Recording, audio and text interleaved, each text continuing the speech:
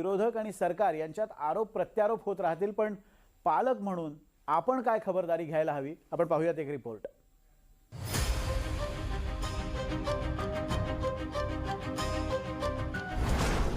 मुंबईतनं मुलांना कोण करते गायब? 36 दिवसात 82 मुलं बेपत्ता। मुलं गायब होण्याची ही धक्कादायक आकडेवारी समोर आल्यावर विरोधकांनी सरकारला धारेवर धरले। अरे राज्यामध्ये तर 2,56,000 महिला आणि तरुणी अद्यापही गायब आहे। हे सांगतात की आमचं शोधण्याचं आम्ही शोधून काढलेल्या किमान 80% सापडले आहेत, आम्ही शोधले आहेत। हे सगळे बोगस आकडेवारी देतात। कुठली या प्रकरणी राज ठाकरेंनी मुख्यमंत्र्यांना पत्र लिहिलंय। महाराष्ट्रात लहान मुलं पळवण्याचं ती बेपत्ता होण्याचं प्रमाण वाढतंय। एनसीआरबीच्या आकडेवारीनुसार 2021 ते 2024 या काळात जवळपास 30% हे प्रमाण वाढलंय। लहान मुलांना पळवून नंतर त्यांना कामाला झुंपणाऱ्या, भीक मागायला लावणाऱ्या आंतरराज्यीय टोळ्या तयार झाल्या। महाराष्ट्रातनं एवढ्या मुली गायब कशा होतात, त्याची काही कारणं गृहराज्यमंत्र्यांनी सांगितली आहेत। परंतु ह्याचा अर्थ असा नाही की 10% मुलांना आम्ही शोधत नाही। तर नक्कीच एक शेवटी काही अल्पवयीन मुलं आहेत, काही अल्पवयीन मुली आहेत, त्यांना शोधण्याकरता देखील आपली जी टीम्स असतात ते अग्रेसिव्हली काम करत असतात। आणि मला वाटतं ह्या विषयाकडे माननीय मुख्यमंत्री महोदयांनी देखील अतिशय गांभीर्याने लक्ष दिलेलं आहे। त्यांनी गायब मुलींबद्दल सरकार काय कारवाई करतंय, याबद्दल सरकारचं म्हणणं काय आहे? कशाही पद्धतीने म्हणजे एखादी मुलगी समजा घरून भांडून निघून गेली आणि 3 दिवसांनी परत जरी आली तरी आपण त्या ठिकाणी बेपत्ताचं कंप्लेंट ही दाखल करतो आणि त्यामुळे जो काही त्याची संख्या आहे ती संख्या त्या ठिकाणी आपल्याला मोठी दिसते। आणि साधारणपणे आपला अनुभव आहे की वर्षभरात 90%च्या वर आपण परत आणतो। पुढच्या 1.5 वर्षात अजून उरलेल्या त्या ठिकाणी सापडतात, परत येतात। मित्रांनो नमस्कार। मित्रांनो, काही वर्षापूर्वी इरफान खानचा एक मदारी नावाचा एक हिंदी सिनेमा आला होता आणि त्या हिंदी सिनेमाचा विषय असा होता की ज्यावेळेस श्रीमंत लोक असतात किंवा राजकीय पुढारी असतात किंवा मंत्री असतील आणि मोठे लोक असतील, श्रीमंत लोक असतील, त्यांची मुलं ज्यावेळेस हरवतात त्यावेळेस आपलं जे सरकार आहे किंवा जे प्रशासन आहे किती वाऱ्याच्या वेगाने काम करतं आणि ज्यावेळेस गरीब किंवा लाचार लोक किंवा ज्यांना कोणता आधार नाहीये अशा लोकांची ज्यावेळेस मुलं हरवतात त्यावेळेस आपलं जे सरकार आहे किंवा आपले जे राजकारणी आहेत किंवा आपलं जे पोलीस प्रशासन आहे ते कशा प्रकारे काम करतं त्या विषयावर प्रकाश टाकणारा किंवा जे वास्तव आपल्या समाजाचं, आपल्या देशाचं, आपल्या राज्याचं आहे त्याविषयी बोलणारा तो एक प्रकारचा एक खूप अतिशय चांगल्या प्रकारचा तो एक मदारी ह्या सिनेमामधून त्यांनी जी मांडणी केलेली होती की ज्या प्रकारे मदारी त्या माकडाला ज्याप्रमाणे हलवतो आणि त्या प्रकारे वरून जे सूत्र हलवतात त्या प्रकारे आपली जी व्यवस्था चालते त्या व्यवस्थेचं वर्णन करणारा तो सिनेमा होता। परंतु त्यावर आज आपल्याला बोलायची गरज का पडली किंवा ह्या सिनेमाची आठवण मला का आली त्यावर आपण बोलणारच आहोत। परंतु मला एक दुसरं एक उदाहरण तुम्हाला सांगायचं आहे। काही वर्षापूर्वी एक IBN लोकमत याचा एक कार्यक्रम झाला होता आणि त्या कार्यक्रमामध्ये महाराष्ट्राच्या एका मंत्र्याला त्यावेळेस प्रश्न विचारला होता की ज्यावेळेस मॅग्सेसे अवॉर्ड एका साऊथ इंडियन जो माणूस आहे, जो समाजकार्य करणारा माणूस आहे, त्याला ज्यावेळेस ते अवॉर्ड मिळालं त्याच्या अवॉर्डच्या सेरेमनीमध्ये एक प्रश्न विचारला गेला आपल्या महाराष्ट्रातील मंत्र्याला की महाराष्ट्रसुद्धा अशा प्रकारे ज्यावेळेस ज्याप्रमाणे ह्या माणसांनी किंवा ज्याला अवॉर्ड मिळालं मॅग्सेसे अवॉर्ड त्यांच्याप्रमाणे त्यांनी ज्याप्रमाणे साऊथ इंडियामध्ये काम केलं त्याप्रमाणे जर महाराष्ट्रामध्ये बेगर फ्री महाराष्ट्र बनवायचा आहे किंवा भिकारी मुक्त महाराष्ट्र जर बनवायचा असेल तर आपण काय करू शकता असा प्रश्न त्या मंत्र्याला विचारला। त्यावेळेस त्या मंत्र्याचं उत्तर होतं की जर महाराष्ट्र हा भिकारी मुक्त करायचा असेल तर लोकांनी भिकाऱ्यांना भीक देणं बंद केलं पाहिजे। म्हणजे सरकारचं कोणतंही कर्तव्य नाही, त्यांनी ते लोकांवर ढकललं की लोकांनी जोपर्यंत भीक देणं चालू ठेवलंय तोपर्यंत हे जे भिकारी आहेत हे अशाच प्रकारे भीक मागत राहतील। परंतु ज्या दिवशी भीक मागणं लोक भीक देणं बंद करतील तेव्हा हे बंद होईल, तोपर्यंत हे बंद होणार नाही। म्हणजे सरकारचा याच्यामध्ये कोणताही रोल नाही असं त्या मंत्र्याचं थेट म्हणणं होतं आणि तो मंत्री आजही महाराष्ट्रामध्ये मंत्रिपदावर आहे। आता ही दुसरी गोष्ट मी तुम्हाला सांगितली, पण आज ह्याची आठवण येण्याचं कारण काय किंवा आज आपण ह्या विषयावर का बोलतोय? मुलं हरवणं किंवा भीक मागणं हा जो विषय आहे किंवा स्ट्रीट चिल्ड्रन ज्याला म्हणतात, रस्त्यावरची मुलं, ह्याच्यामध्ये 3 प्रकारची मुलं असतात। एक जे असतात ते लहान मुलं आणि बेसिकली याच्यामध्ये 6 ते 14 हा जो वयोगट आहे ह्यामधले मुलं असतात आणि त्याच्यामध्ये 3 प्रकारची मुलं हे रस्त्यावर भीक मागताना दिसतात. पहिला जो प्रकार असतो ते म्हणजे जेन्युअन असतात, म्हणजे आईवडील गरीब आहेत, आईवडील भीक मागतात, त्यांच्याबरोबर मुलं सुद्धा भीक मागतात. दुसरा जो प्रकार असतो तो स्कूल ड्रॉपआउट मुलं असतात. तुम्ही जर बघितलं असेल आपल्या देशामध्ये राईट टू एज्युकेशन हा जो कायदा आहे त्या कायद्यानुसार 6 ते 14 वयोगटातील मुलांना कंपल्सरी एज्युकेशन दिलं पाहिजे हा कायदा आहे. परंतु त्याची अंमलबजावणी किती होते हे आपण आपल्या आजूबाजूला जरी बघितलं तरी आपल्याला समजून येईल की सरकार ह्याच्या बाबतीमध्ये किती गंभीर आहे आणि किती लहान मुलं आज ड्रॉपआउट होत आहेत. जर तुम्ही तो जो शिक्षण अधिकार कायदा आहे त्याचं जर प्रिफेस त्याची जी प्रस्तावना तुम्ही वाचली की हा कायदा का आणला गेला तर त्याच्यामध्ये काही गोष्टी तुम्हाला स्पष्टपणे दिसतील. त्याच्यामध्ये जो डेटा सांगतो तो 14% जे मुलं आहेत आपल्या संपूर्ण देशामधून स्कूल ड्रॉपआउट होतात. कशामधून तर महाराष्ट्र सरकारचंच नाही तर संपूर्ण देशामध्ये 14% मुलं हे 4थी 5वी 6वी ह्या वर्गामधून ड्रॉपआउट होतात. कारण त्या ज्या सरकारी शाळा असतात त्या सरकारी शाळांची जी अवस्था आहे किंवा सरकारी शाळा तुम्ही जर बघितलं असेल की मध्ये आता दुसऱ्या कोणत्या राज्याचं मी नाव घेणार नाही परंतु त्या ठिकाणी मिड डे मीलच्या नावाखाली त्यांना मीठ आणि भाकरी असं त्यांना त्या ठिकाणी दिलं गेलं. त्यानंतर मिड डे मील ही जी योजना आहे सरकारी योजना आहे ती कशा प्रकारची आहे. त्यानंतर आपण जर महाराष्ट्रामध्ये बघितलं तर ज्या जिल्हा परिषदेच्या शाळा आहेत किंवा सरकारी शाळा आहेत त्या सरकारी शाळांची अवस्था ही कशा प्रकारची आहे हे तुमच्यासमोर आहे. हजारो शाळा ह्या दरवर्षी देशामध्ये बंद केल्या जात आहेत पटसंख्येच्या नावाखाली आणि ही परिस्थिती आहे की अशा प्रकारे ही पुढे आणि पुढे हजारो शाळा ह्या बंद करत चाललेल्या आहेत. कारण त्या ठिकाणी मुलं भेटत नाहीत. त्या ठिकाणी जाणारे मुलं कोणते असतात त्या ठिकाणी जाणारे मुलं हे SC ST OBC म्हणजे जे गरीब आहेत किंवा मायनॉरिटी आहेत अशी जे मुलं आहेत की ज्यांना प्रायव्हेट शाळांमध्ये जाणं परवडत नाही अशांची मुलं ह्या सरकारी शाळांमध्ये जातात. परंतु त्याचा जो दर्जा आहे तो अत्यंत खालच्या पातळीचा असतो.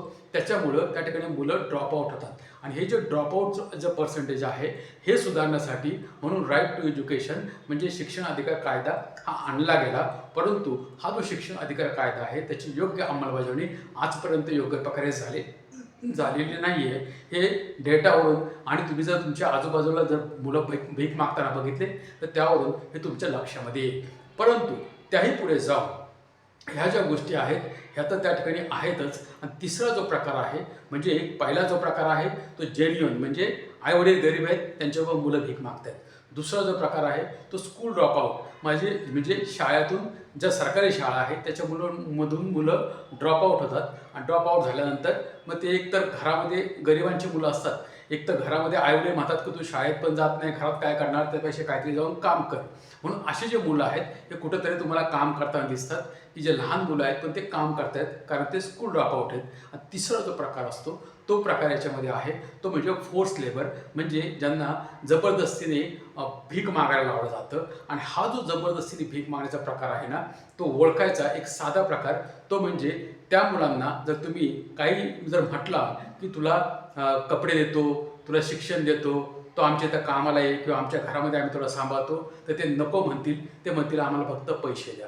आणि असे जे मुलं असतात ना ते फोर्स लेबर असतात. त्यांना सकाळी आणलं जातं आणि संध्याकाळी दिवसभर ते भीक मागतात आणि संध्याकाळी ज्यांनी आणलेलं असतं ते त्यांना परत घेऊन जातात. हा तिसरा प्रकार आहे. आणि हा आपल्या देशामध्ये किंवा राज्यामध्ये किंवा शहरांमध्ये हा निर्धोकपणाने चालू असतो. कुठेही त्याच्यावर प्रतिबंध असताना किंवा शासन प्रशासन त्याच्यामध्ये काहीतरी काम करतंय असं कुठेही दिसत नाही. ही फॅक्ट आहे हे वास्तव आहे. आणि हे वास्तव आज सांगायची वेळ का आली कारण NDTV मराठीचा एक रिपोर्ट प्रकाशित झाला परवाचाच त्याचा रिपोर्ट आहे. त्याच्यामध्ये त्यांनी सांगितलं की मुंबई शहरामधून एकट्या मागच्या 36 तासामध्ये 82 मुलं लहान मुलं 13 वर्षाच्या आतली गायब झालेली आहेत. म्हणजे आजच आपण जर बघितलं असेल आजची मुंबईमध्ये वानखेडे स्टेडियमवर एक प्रोजेक्ट चालू आहे. त्या ठिकाणी प्रोजेक्ट महादेवा नावाचा की ज्याच्यामध्ये जे 13 वर्षाच्या खालचे जे लहान मुलं आहेत त्यांना आंतरराष्ट्रीय लेवलचं आम्हाला फुटबॉलपटू बनवायचं आणि त्यासाठी आंतरराष्ट्रीय कीर्तीचा जो फुटबॉलपटू आहे मेसी त्यांना त्या ठिकाणी बोलवलेलं आहे. आणि त्या ठिकाणी वानखेडे स्टेडियमवर आत्ता हा कार्यक्रम चालू आहे. आणि त्यामधून एक संदेश महाराष्ट्रामध्ये देण्याचा प्रयत्न केला जात आहे की सरकार 13 वर्षाच्या खालच्या मुलांना एक प्रकारे त्यांची किती काळजी घेत आहे आणि त्यांना स्पोर्ट्समध्ये त्यांना करिअर करण्याची संधी देत आहे. आणि दुसऱ्या बाजूला हे आपल्या समाजाचं वास्तव आहे की मागच्या 36 तासामध्ये 82 लहान मुलं गायब झालेली आहेत आणि त्यामध्ये 60 मुली आहेत आणि 22 वर्षे मुलं आहेत. मग ह्याच्यामध्ये हे जे मुलांचं प्रमाण आहे हे गायब होण्याचं हे का आहे ह्याचं उत्तर सरकारने दिलं पाहिजे, गृहमंत्र्यांनी दिलं पाहिजे. कारण हे जर तुम्ही बघितलं असेल तर त्याच्यामध्ये पुन्हा एक वार आता राजकारण सुरू झालेलं आहे. म्हणजे सत्ताधारी आणि विरोधक हे पुन्हा एकमेकांना भिडलेले आहेत आणि त्यांचं परत तेच त्यांचं म्हणणं आहे की या ठिकाणी जे काही सत्ताधारी पक्ष आहे ते काय म्हणतात ते तुम्ही ऐका, त्याच्यानंतर जो विरोधक काय म्हणतात ते तुम्ही ऐका, त्यानंतर आपण त्याच्यावर पुढे बोलू. मुलं गायब होण्याची ही धक्कादायक आकडेवारी समोर आल्यावर विरोधकांनी सरकारला धारेवर धरलंय. अरे राज्यामध्ये तर 2,56,000 महिला आणि तरुणी अद्यापही गायब आहे. हे सांगतात की आमचं शोधण्याचं आम्ही शोधून काढलेल्या किमान 80% सापडले आहेत, आम्ही शोधले आहेत. हे सगळं बोगस आकडेवारी देतात. कुठलीच मुली अजूनही त्या ठिकाणी मिळत नाही आहे आणि हे रॅकेट आहे. या संदर्भात सरकारला काय देणं घेणं आहे? मुंबईतून मुली गायब होण्याचं प्रमाण वाढलेलं आहे, बेपत्ता होत आहे. महाराष्ट्राच्या अनेक नंदुरबारमधून सगळ्यात जास्त मुली गायब होत आहेत. कुठे जात आहेत त्या, कोणत्या टोळ्या काम करत आहेत? महिला लाडक्या बहिणींच्या संदर्भात फक्त 1,500 रुपयांवरच तुम्ही महिलांना खुश ठेवताय. महिलांवर अत्याचार होत आहेत, महिला पळवल्या जात आहेत, पलायन केलं जात आहे, मुली पळवल्या जात आहेत. त्याच्यावर कधी फडणवीस आणि मिनते बोलत नाही. फक्त लाडकी बहीण आणि 1,500 रुपये हाच त्यांचा अजेंडा आहे. महाराष्ट्रातनं एवढ्या मुली गायब कशा होतात त्याची काही कारणं गृहराज्यमंत्र्यांनी सांगितली आहेत. परंतु ह्याचा अर्थ असा नाही की 10% मुलांना आम्ही शोधत नाही. तर नक्कीच एक शेवटी काही अल्पवयीन मुलं आहेत, काही अल्पवयीन मुली आहेत. त्यांना शोधण्याकरता देखील आपली जी टीम्स असतात ते अग्रेसिव्हली काम करत असतात. आणि मला वाटतं ह्या विषयाकडे माननीय मुख्यमंत्री महोदयांनी देखील अतिशय गांभीर्याने लक्ष दिलेलं आहे. त्यांनी देखील गंभीर सूचना ह्या संबंधित अधिकाऱ्यांना देऊन त्या सर्व मुलांना आपण शोधलं पाहिजे की ते ज्या मोहीम आहेत त्या अग्रेसिव्हली आपण भविष्यात देखील केल्या पाहिजेत अशा सूचना दिलेल्या आहेत. गायब मुलींबद्दल सरकार काय कारवाई करतंय याबद्दल सरकारचं म्हणणं काय आहे? कशाही पद्धतीनं म्हणजे एखादी मुलगी समजा घरून भांडून निघून गेली आणि 3 दिवसांनी परत जरी आली तरी आपण त्या ठिकाणी बेपत्ताचं कंप्लेंट ही दाखल करतो आणि त्यामुळे जो काही त्याची संख्या आहे ती संख्या त्या ठिकाणी आपल्याला मोठी दिसते. आणि साधारणपणे आपला अनुभव आहे की वर्षभरात 90%च्या वर आपण परत आणतो. पुढच्या 1.5 वर्षात अजून उरलेल्या त्या ठिकाणी सापडतात, परत येतात. मित्रांनो, तुम्ही ऐकलं असेल की जे विरोधक काय म्हणतायत आणि सत्ताधारी काय म्हणतायत. परंतु ह्याच्यामध्ये जे सामान्य जे आईवडील आहेत ज्यांची मुलं या ठिकाणी हरवलेली आहेत त्या लोकांचा काय दोष? कारण सरकार नावाची जी व्यवस्था आहे त्या सरकार नावाच्या व्यवस्थेवर त्यांनी विश्वास ठेवलेला आहे की आमची मुलं ज्यावेळेस बाहेर जातात, खेळायला जातात किंवा आमचे आजूबाजूला ज्यावेळेस जातात त्यावेळेस ते सुरक्षित राहिले पाहिजेत. हे एक आईवडिलांचं एक इच्छा असते किंवा एक भावना आहे की आम्ही स्वतंत्र भारतामध्ये राहतो, आम्ही स्वतंत्र देशाचे स्वतंत्र नागरिक आहोत आणि आमच्या देशामध्ये शासन आणि प्रशासन म्हणजे पोलीस व्यवस्था आमच्या देशामध्ये कार्यरत करत आहे. ह्या विश्वासाने ज्यावेळेस आईवडील मुलांना शाळेमध्ये म्हणा, खेळायला म्हणा किंवा इतर कोणत्याही ठिकाणी बाजारामध्ये म्हणा ज्यावेळेस अशा प्रकारे पाठवलं जातं त्यावेळेस ही जबाबदारी कोणाची? त्या मुलांना सुरक्षित नेण्याची जबाबदारी कोणाची? आईवडिलांची नाही. आईवडिलांची जबाबदारी घराच्या आतमध्ये, परंतु घराच्या बाहेर गेल्यानंतर ती जबाबदारी शासन आणि प्रशासन म्हणजे सरकारची असते. परंतु त्या ठिकाणी जर असे मुलं जर गायब होणार असतील किंवा दुसरा एक रिपोर्ट आहे की ज्याच्यामध्ये महिला सुद्धा गायब होत आहेत. म्हणजे राज्यामध्ये हे चाललंय काय? एका बाजूला लहान मुलं आणि महिला ह्या जर गायब होत असतील आणि एका बाजूने तुम्ही लाडक्या बहिणी म्हणताय, एका बाजूने तुम्ही महिला सुरक्षा म्हणताय, दुसऱ्या राज्यांना तुम्ही जंगलराज म्हणताय, दुसऱ्या राज्यांना तुम्ही म्हणताय की या ठिकाणी जंगलराज चालू आहे. मग महाराष्ट्रामध्ये काय चालू आहे? महाराष्ट्रामध्ये अशा प्रकारे जर लहान मुलं सुरक्षित नसतील, महिला सुरक्षित नसतील, तर मग महिला सुरक्षा आणि 1500 रुपयाचं करायचं काय? त्यांच्या जीवाला जर तुम्ही सरकार जपणार नसेल किंवा या ठिकाणी एक अशा प्रकारचं वातावरण की ज्या प्रकारचं म्हणजे ज्याला म्हणतात ना भीतीचं वातावरण हे लहान मुलांमध्ये किंवा आईवडिलांमध्ये पालकांमध्ये निर्माण करण्याचा प्रयत्न कोण करत आहे त्याच्यावर कारवाई झाली पाहिजे.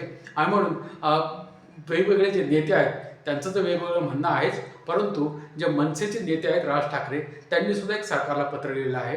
त्या पत्रामधून त्यांनी त्यांचे जे मुद्दे आहेत ते मांडलेले आहेत. ते काय म्हणतायत ते तुम्ही बघा, त्यानंतर आपण त्याच्यावर बोलू. या प्रकरणी राज ठाकरेंनी मुख्यमंत्र्यांना पत्र लिहिलंय. महाराष्ट्रात लहान मुलं पळवण्याचं ती बेपत्ता होण्याचं प्रमाण वाढतंय. एनसीआरबीच्या आकडेवारीनुसार 2021 ते 2024 या काळात जवळपास 30% हे प्रमाण वाढलंय.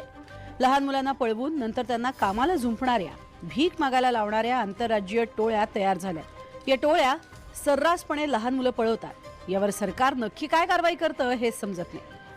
मुळात मुलं पळवून नेणारी टोळी कार्यरतच कशी होते आणि इतक्या राजरोसपणे काम कशी करते यावर काहीतरी जबरदस्त कृती करावी असं सरकारला वाटत नाही का? आज आपण रस्त्यावर, स्टेशनवर, बस स्टँडवर लहान मुलं भीक मागताना बघतो.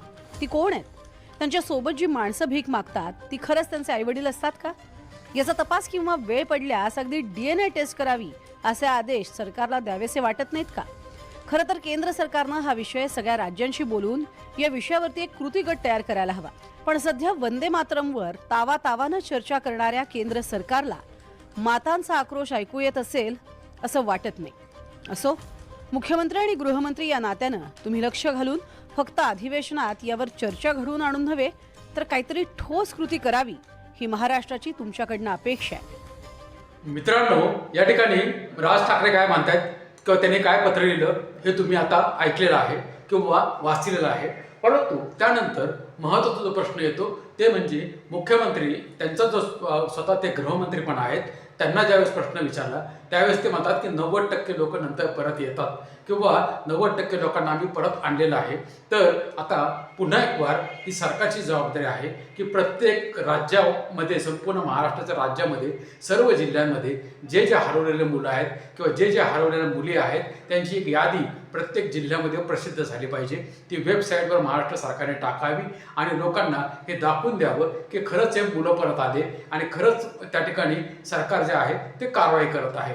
म्हणजे लोकांना सुद्धा वाटेल की खरंच जे काही 90% जे ते म्हणतायत मुख्यमंत्री की परत हे आले ते त्याला एक आधार मिळू शकेल. परंतु फक्त वेळ मारून देण्यासाठी जर ते उत्तर देत असतील तर मात्र आपल्या राज्यासाठी हे चांगलं नाही किंवा एक धोक्याची घंटा हे आपल्या राज्यातील नागरिकांसाठी सुद्धा आहे की आपली जे लहान मुलं आहेत त्यांचं मात्र आयुष्य हे धोक्यात आले की काय असा प्रश्न प्रत्येक नागरिकाच्या मनामध्ये निर्माण झाल्याशिवाय राहणार नाही.